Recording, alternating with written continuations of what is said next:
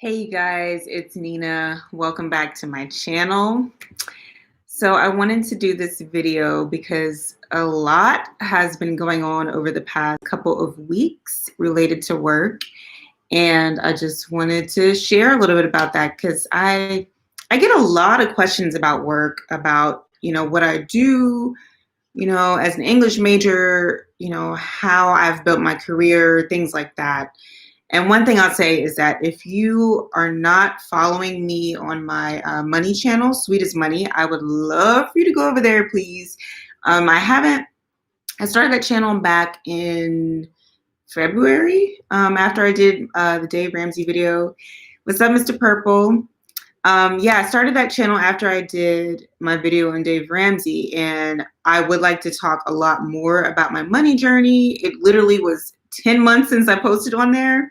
And so I do plan on posting more. I actually just posted on there last week about how much debt I paid off this year or in the past 6 months.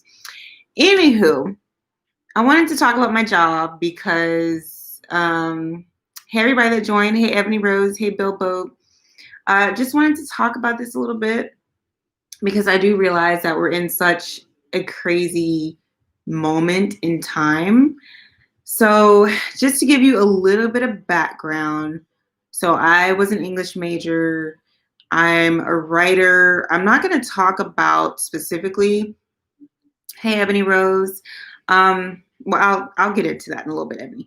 But I'm not going to talk specifically about like where I work or what exactly I do, because I do have a stalker, and it's really sad. But even though I'm out here on YouTube sharing my life, there are certain things that I just cannot share because people are crazy. So if I tell you what I do, like specifically, you're probably gonna be able to figure it out. Like look me up and all that kind of stuff. And I just don't want to deal with that. So yes, Chris, it's very scary. And this has been going on for a long time. If I tell y'all how long this stalking has been happening, yeah. Robin, no, I'm not quitting because of the stalker. And yes, plant-based Tammy, yes, it's crazy. Stick around. Maybe I'll tell you a little bit more about the stalker story. But anywho, so I thank you, Michelle Siren. Thank you for that. So my job is very stressful. It is very high energy. It's very high paced and very fast paced. And I'm just somebody that's a lot more chill. I think I learned that about myself the first time I went to LA, because I was always like this this New York girl, just like this New York mentality, East Coast mentality, the hustle and bustle, the grind, living in the big city, doing the whole like Devil Wears Prada and everything. So that, that was always my mindset. And then when I went to LA for the first time, I realized, you know what? I am a lot more chill. Like I actually like this. I like hiking, and I like Zen moments and drinking kombucha and eating, I don't know, I don't really like edamame, but I don't know, just like eating really natural foods and being chill and meditating. I realized that lifestyle just resonated more with me. So I'm in this fast-paced job. I started in May. So I was at my last job for 4 years, and then I started this new job in May. I got the job offer before the pandemic really set in, like in March. And then like the second week, I thank you guys talking about the stalker. And hey, everybody that just joined, I will get to the comments soon. But yeah, so I got the job offer, and then on March 16th, they were like, we have everything on pause because we need to figure out what's going on with this pandemic. So I didn't start the job until the middle of May.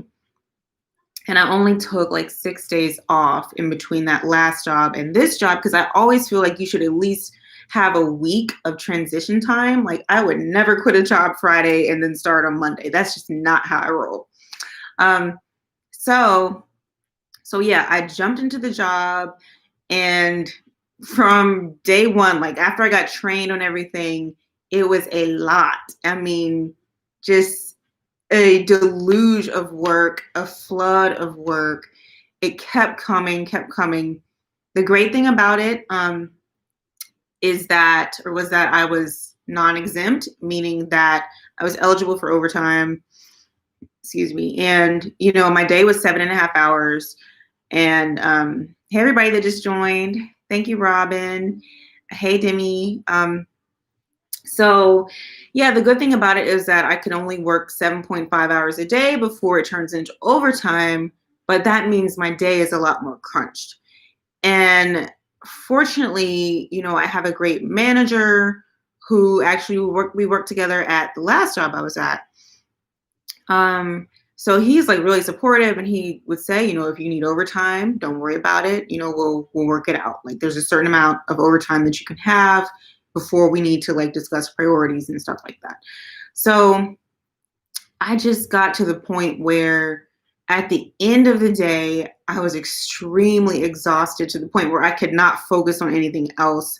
Like normally I would get on here and do a live or film a video, just work on other things. I felt like I couldn't do that. I felt like after work, I just needed to stop everything and just chill. And I felt myself kind of becoming a couch potato because I felt so stressed during the day that at the end I just wanted to do nothing. And that's not really me. I wouldn't say I'm like this super like crazy chipmunk or anything like that where I'm always on the go, but I don't know. I do like to work. I like to be productive with my time. And yeah, like after work, I like to have time for my own projects, like here with you guys. So yeah, I was feeling really drained, really tired. And then it just got to the point where I just felt like I couldn't, yeah, I just could not keep up. I could not continue. Um, the place that I work for is really great. They really take care of their people.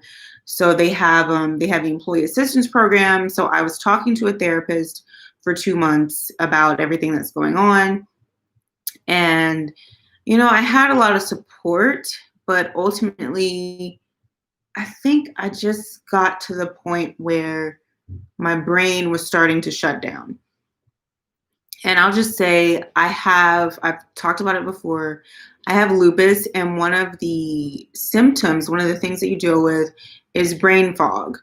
And my brain was like just super foggy, super clouded. I couldn't think straight, couldn't make simple decisions. Um, you know, sitting there about to write an email, and I'm like frozen. I'm paralyzed as to what I should say. I'm stressed. I feel like I don't know what the hell is going on with me. And yeah, it's like my brain just started to go into protest mode. And it's like, no, we're not doing it. We're not focusing on it, period.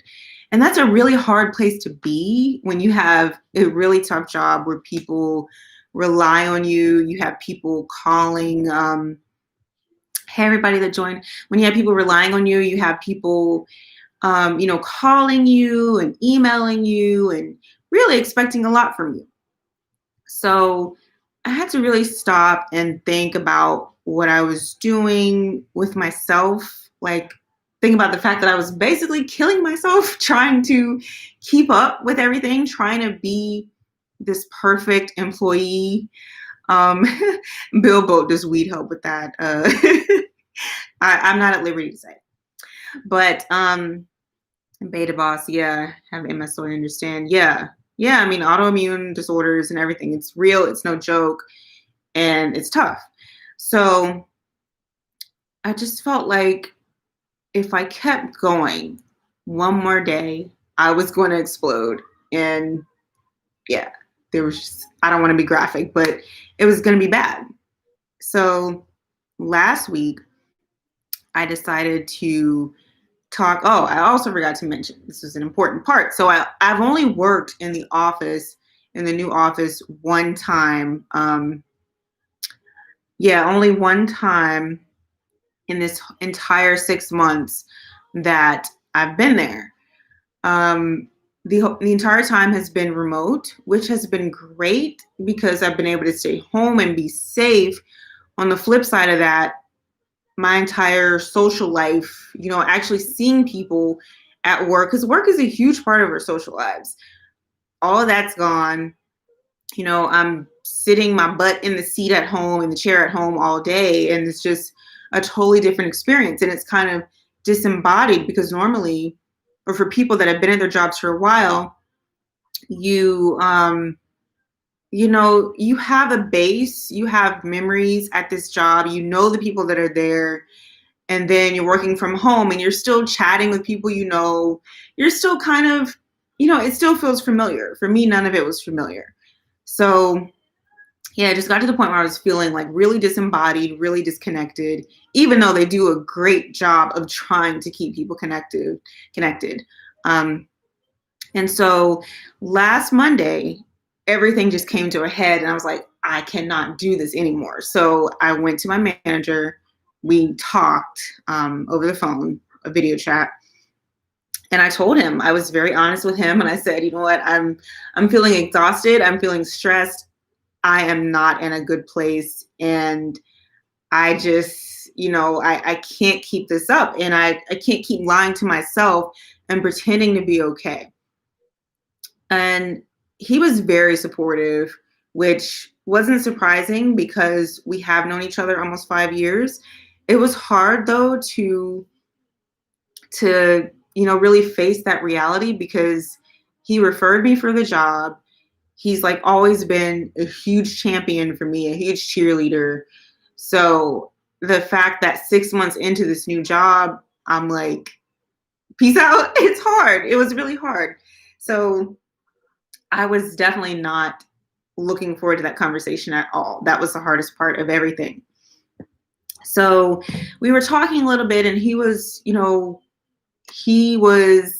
he had his feelings about it. He didn't make it all about him, but I could tell like he really cared and it really affected him. And he wasn't happy to hear, that I wasn't happy. And so he talked to some folks at HR, and they kind of got the ball rolling. We had a few conversations. And so last week I decided that my last day was going to be December 11th. And I felt, when I made that decision, I felt really good about it. I felt like it was long overdue. And honestly, not just with this role, but with so much of my work life. The past 5 years has just been go, go, go, go. And I'm not somebody that, I don't really take a lot of vacations. I don't take long vacations. And I think that's like, contributed to a lot of the burnout that I started to feel. Because I was feeling burnt out at the end of 2019. And my hope was to do more traveling in 2020, like a lot of people hoped for. And obviously that hasn't happened. And so, yeah, I felt good about my decision to leave. Leaving the money, that was a whole other story, a whole other issue. Because it's good money. I make, and a lot of people feel like talking about money is taboo. I honestly don't, because I feel like, it's education for people. Like, I wish people would talk more about money and how to do taxes and just how to live your life as an adult, because those are things that you don't learn in school. So I'm all for transparency around that and just to give people insight and perspective. So I make 90,000 at my job. I also get bonuses. I will get a bonus this month, like a year-end bonus. And then also with my side business, content creation and everything, I make, probably this year has been like really good. So that's like an extra, I don't know, like $15,000 to $20,000. So I'll just say this year, like $105,000 to $107,000. So 6 figures total. And I was like, yo, I don't care about this money. I have money saved. I need to step back. I need to step away because I'm about to lose myself. And I feel like no amount of money is worth losing yourself over. If you're a zombie, you can't sleep, if you're sitting there paralyzed while you're trying to write an email, okay, who cares about six figures? So yeah, that was a scary part, but to me, it wasn't scary enough to say I got to be done. So I spent Thanksgiving just thinking about it a lot, reflecting on it, and yeah, I thank you guys. Thank you to everybody that just joined. Aldwin, absolutely self-care. Yeah, money can wait. Thank you. Yeah, it can. So I lost my train of thought. Okay, so yeah, over Thanksgiving, I thought about it a little more. And one of the things that I realized was that people people at the job were like really supportive. One of the managers reached out to me and told me like about things that she experienced in her career, and it was really eye-opening. It was really vulnerable, really eye-opening, and I really appreciated it a lot, and it really stuck with me, and it just did something to me. It convicted me. And so I thought about that. I mulled over that over the holiday. And so yesterday, Monday, I talked to my manager again. He, was getting the ball rolling for me to leave on December 11th. And I told him that I wanted to talk to HR and explore some options around a leave of absence. Because that was one of the things when I first said, I just want to leave, that was one of the options that he had presented to me, that I could do leave of absence, I could potentially work part-time, all of that. And at first I was like, no, I just need to make a clean break. But then I said, let me at least talk about the leave of absence. Let me explore that, because I don't think it would be wise for me to just leave cold turkey when I have these people in this company that actually does care, especially about Black people, because during the protests this summer and everything, they actually were saying Black Lives Matter. They've had all kinds of speakers come in. They have a Black staff group.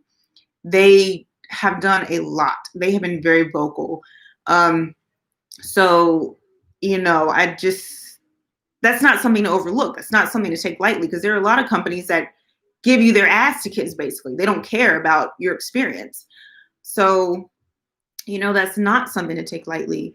So today I talked to one of the HR managers, and I proposed a 6 to 8 week leave of absence. And my manager was also on this call, and they were very open to it. They had no objections, which was really nice, because I was like, well, I'm proposing 6 to 8 weeks. We can negotiate it. They were like, that sounds good. It's 6 to 8 weeks unpaid, but it's worth it. As I said, I have money saved. I know how to budget, thanks to Dave Ramsey. And yeah, I can survive. I feel confident that, things will be fine. I'm not stressed about it. And let me just say, I realize that that's a very privileged position to be in, because a lot of people can't say that. So I'm not sitting here saying, oh yes, I don't have a job, so I'm going to sit here and drink wine and just do my own thing, and I don't care. I'm just going to blow money. I'm not saying that. Like, I get it. I get this time that we're in.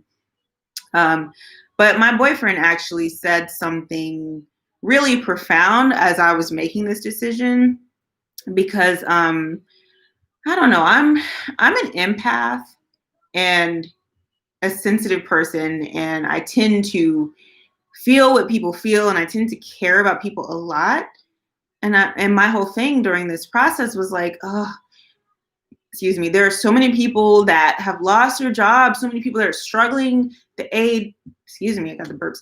The aid's gonna run out at the end of the month, and I'm making six figures, and I'm complaining, and I don't want to do this anymore. I don't even have to go to work. I don't have to go anywhere. I can wake up and just do work. So I felt bad about that, but he basically said, no matter what, there are always going to be people in need. There are always going to be people that, you know, that need help. And and that's true. Like even before the pandemic, there were still people that weren't even making half of six figures, weren't even making a quarter of that, and still trying to live and trying to survive. So it's not that other people don't matter, but he was basically saying, you can't make your decisions based on everybody else. There are people making $10 million a year, and they ain't thinking about me making 105,000. So, I mean, it's just all about perspective. But anyway, long story short, I went and so I negotiated on an 8-week unpaid leave. The nice thing about it is that I will get to keep my benefits. They'll pay for them. They'll pay their portion of them for the first 30 days. And then after that, I'll have to pay out of pocket for the next 30 days, which is totally fine. I actually was not expecting that. I wasn't sure if I was going to have to get my own insurance, which I never had to do, like through Obamacare. But that was like a weight off my shoulders because as somebody with lupus, I definitely need to have insurance. So yeah, it's been kind of surreal because I've always been somebody who's just like all about duty and all about responsibilities and all about taking care of business, and admitting to myself that I was struggling and admitting to somebody else that I was struggling and couldn't work. A part of it felt so unprofessional, but in this world we're living in right now, in this environment we're in, it's almost like anything freaking goes. Anything goes. This has just been the craziest year. Mental health is at the forefront of everybody's mind. So it's like the perfect time to make changes and to just be honest about what you're feeling. So I am just really grateful that I work at a great place that is allowing me the flexibility to do this. Very grateful to have a good relationship with my manager who, we know each other. He cares. He's open. He's honest.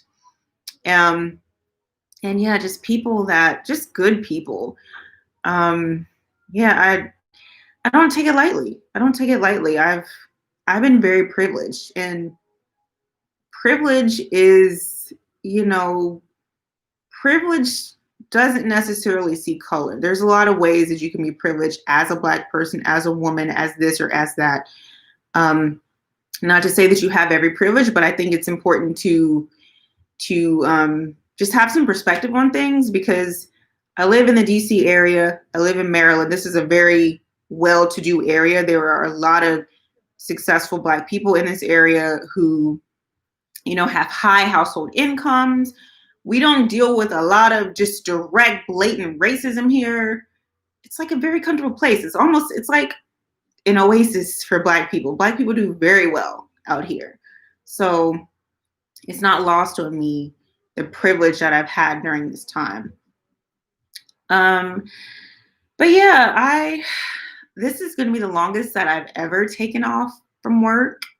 Like, I think the longest that I've taken off might have been like a week and maybe a couple days. I don't even think I've taken more than a week off of work, because I just work constantly, and that is just not healthy. It's not healthy to not rest yourself. This grind mentality, this sleep when you're dead mentality, this go-getter mentality. I think it's good to be a go-getter, but there is a fine line. There comes a point when you need to rest. And I also think that's another just like factor of living in this area where there are so many successful, driven people. I went to Howard. It's all about success. It's all about drive. It's all about what you're going to do, how you're going to change the world. And it's like sometimes you just need to change your drawers and go to sleep. I don't know. Like you can't kill yourself trying to create this perfect life, display this perfect life, get all these degrees, climb the career ladder, and just work yourself to death. That's never been my mentality. And yeah, that's not what I'm about to do today. So, in this 2 months that I'm going to be off, this 8 weeks, my plan is just to um, definitely relax because I'll just say, like, I think I had to admit to myself that I'm kind of a workaholic because I like work. I like to work on my dreams, things like that. And when I have a goal, like I'm in there. I'm working on my shit. I don't care. I will sit there for hours working on something. I think I get that from my dad because my dad, like when he studies, when we were younger and he was studying for stuff, like we would just see the back of his head for hours and he would not get up. So like I appreciate that kind of work ethic. And my mom too, like both my mom and dad are like they hustle, they grind, they work for theirs, they study for theirs, all of that. Um, but I think it's important for me to take advantage of this time that I'm going to have to actually rest and just come back to myself, feel centered, feel just a reprieve, just get a break from everything. So I'm trying to figure out how to break this time up. I've been thinking, okay, maybe like 2 weeks not working, and then the other 6 weeks working on some of my personal projects. One that I'm really excited about. I don't want to talk about it right now, but I am excited to share it with you guys soon. So just thinking about that because, yeah, I mean, this is a unique time, and I don't want to spend all of it purely resting because I know I have a lot of ideas for personal projects and I want to use some of this steam that I'm going to get back from not working my day job to really get those other things moving. So yeah, we'll see how that goes. Excuse me. My mom lives in the Virgin Islands and I was actually supposed to go see her in August, and then their numbers went up, their numbers spiked, so I didn't go, and it was so freaking disappointing. And I was going to go there and work for a week, or maybe I can't remember. I think excuse me, I think I was going to go like work for 3 days or something and then spend the rest of the time just chilling. But I am going to go see her hopefully during this time if things don't just get completely chaotic. But go see her, maybe spend maybe that time I'm going to rest, maybe I'll spend that 2 weeks there and then come back here for 6 weeks and start working. But I'm just thinking about it. But yeah, I just wanted to share that story because it's a really surreal time in all of our lives. But this particular experience, like in my own little bubble, my own little microcosm, is really surreal for me because I never imagined myself like quitting a job without one lined up, which was basically what I was going to do from the beginning. And people say, oh, that's bad. That's this, that's that. But I'm like, 2020, anything goes, if you got savings, if you're responsible with your money, maybe that might be a good option for you if you are about to keel over from your work. So anyway, I know I've been rambling for a long time. So let me go through the comments and see. Hey, everybody that's here. Robin F., I hope you have and know how to use a firearm. So for those of you who joined a little bit later, I was mentioning that I'm not going to say what I do exactly or where I work because I have a stalker. This person has been stalking me for literally, no joke, 10 years. 10 years. I dated this person for 3 months. Was it 3 months? I don't know. This was 2010. This person has been stalking me ever since, and it's idiotic. So, yeah. Long story short, it's ridiculous. I don't have a firearm. I have shot a .22 at a gun range, and that is the extent of it. I do have a stun gun. So yeah, something I gotta be careful with. Okay, let's see. Blessings, thank you. Oh, Bill Boat asked if I smoke for focus. I can't answer that.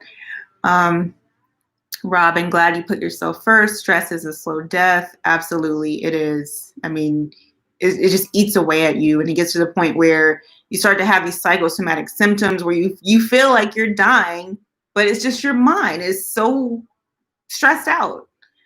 Um, Michelle Brown, job wasn't a good fit. I know that feeling. I have rheumatoid arthritis.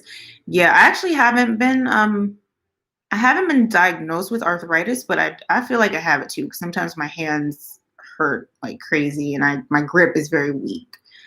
Um, oh, the Crockett Way says you should turn on your super chat feature so we can donate to you. Thank you, thank you. I appreciate that. I'll have to do that. I haven't done that before, but thank you. I like that idea.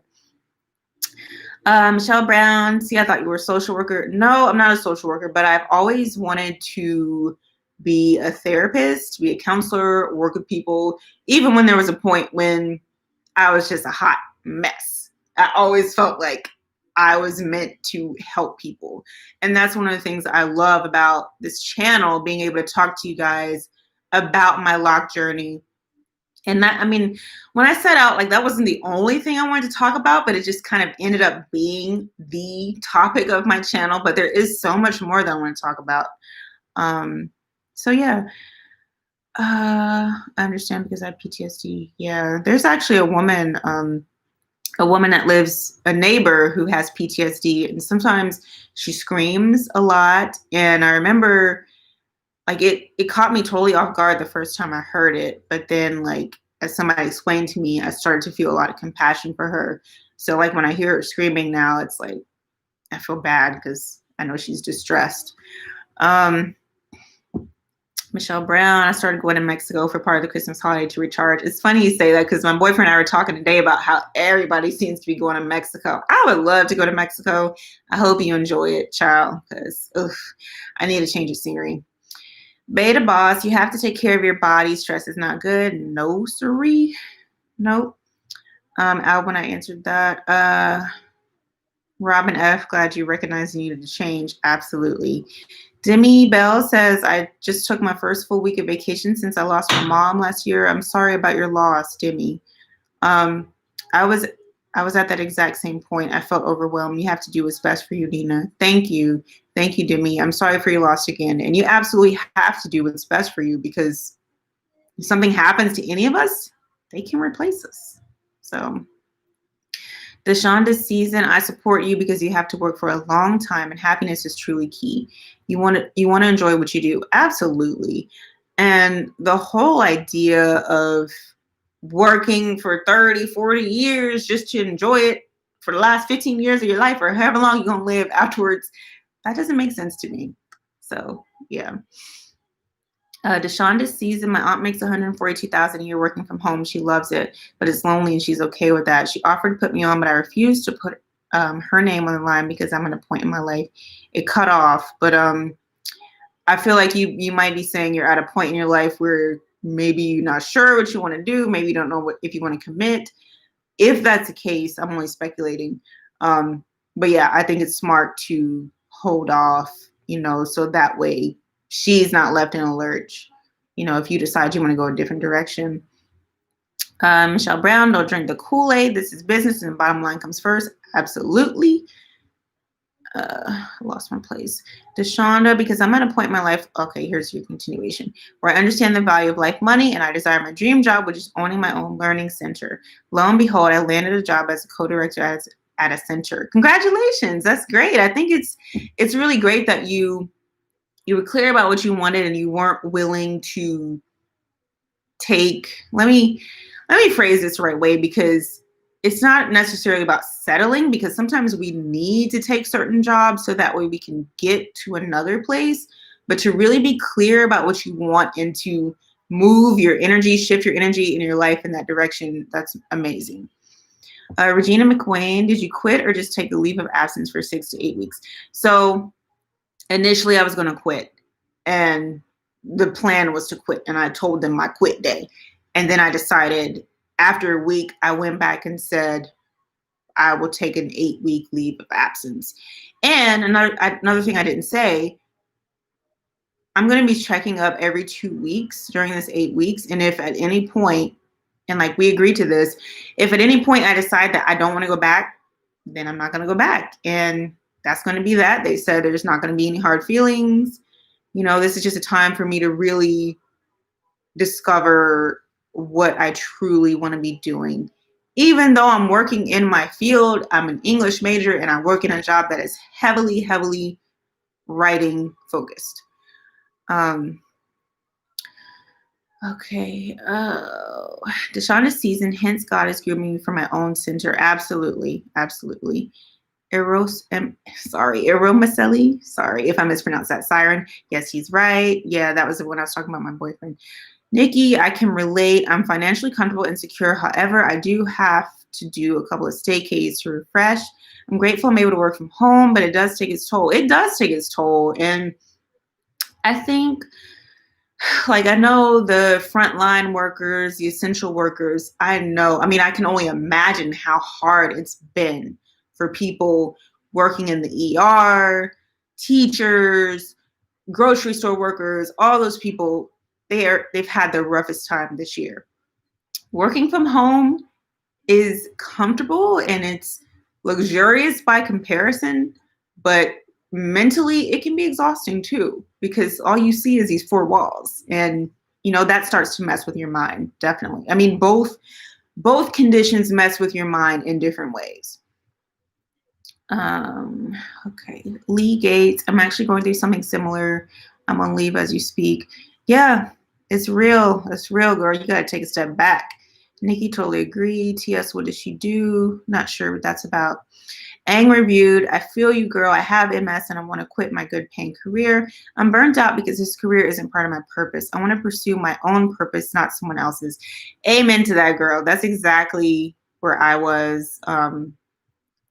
I clocking in every day and working somebody else's job, somebody else's vision. That's exhausting. And then it's like, I'm only supposed to have the weekends and the end of my life to do what I want to do? That don't make any sense. Graciousness, gracious greatness, yes. Oh, yo, rest is important, Ma. Yep, it is. Life is about getting the right priorities, a balance to work and rest. Absolutely. Gracious greatness. Oh my, you might be talking about the stalker. Yeah. Courtney Felder, what kind of job did you have? Sorry, I'm a little late to the live. No problem, Courtney. So I mentioned earlier, I don't want to talk about what I do because I have a stalker, but I was an English major and I'm using that degree pretty much. Let's see, LuLaRoe, Renee Ham, you're such an inspiration. Love that you took the steps to place yourself. Took the steps to place yourself in place for this move. Thank you, LuLaRoe. Yeah, I'm proud of myself for doing this. I'm not gonna lie. I'm very proud because this was tough. Amina Layla, I'm proud of you. You took a risk and you're betting on yourself. That's so dope. Thank you, Amina. That's actually something that my brother and I talk about a lot. He was on here earlier. That if he's still here, I just want to give a shout out to my brother, Mr. Purple, because he took this risk back in September. He was sick and tired of his job. They were just being total butts to him. And he had been there like 5 years and they weren't like trying to promote him and things like that, even though he was doing the job and then some. And so he decided to leave, and, he left without something lined up. He's a videographer. And he works with cars a lot, and that's like something that he's passionate about. And it's like, since he left, he's had no shortage of work. He does gigs, and I'm just amazed and inspired by that. And this is my little brother. He's 6 years younger than me. So, like, you got to bet on yourself. You got to believe in your dream. You got to have a plan. You got to be organized and make it happen. Because if you don't, literally nobody's going to care. Like, if you follow somebody else's advice and you're not happy afterwards, they'll say, well, why didn't you just do what you wanted to do? So don't let yourself get to that point. Oh, let's see. Green Thoughts, proud to be queen. Thank you. Amina Layla, I feel like these jobs cause adrenal fatigue from the stress, which then contributes to other illnesses. Absolutely. Dwayne Wooten, I left mine too, and I just started a new job this week. Congratulations. I hope everything goes well. And Ermi Days, I lost my job in October 2020, and now I own my own trucking company. A month later, God is showing out. Congratulations. That's awesome. And trucking is like huge. Like we need these shipments, whatever you shipping on that truck. So congratulations on that. Um, all right, guys. I'm hot. Now I wasn't expecting me talking for 40 minutes, but thank you guys who joined. I'm hot as hell. I'm about to turn these lights off, have some water, and just chill. If you're struggling in your career, if you're struggling dealing with this pandemic and everything, I do just encourage you to keep the faith, keep hope. I don't want to say keep hope alive because that's so like, I don't know, it's a cliche, but just keep pushing. It's hard. I know that, everybody's experience is different, but, we're all dealing with a lot. So give yourself some grace. If you feel like you need to leave your job, make a plan. Make a plan. If you don't have any savings, I would not suggest leave your job. If you can take care of yourself, if you could survive for a while and find something else, freelance or something like that, then maybe that's a different story. I'm not going to tell you what to do. But yeah, just think about yourself, think about what you need, think about what your family needs, all of that, and think about, whether your situation is really, if it's actually helping you, if it's supporting you as a person, or if it's just sucking you dry. So thank you, Demi. Gracious Greatness, I can relate with you, Nina. I've been working night shifts for the past 3 years. I work in systems for a big retailer over here, and I'm an essential worker. Yeah. Thank you for your work as an essential worker. Definitely. I know that can't be a piece of cake. But thank you to everybody who joined tonight. I'm tired. I will talk to you guys later. Yeah. Have a good night. Bye.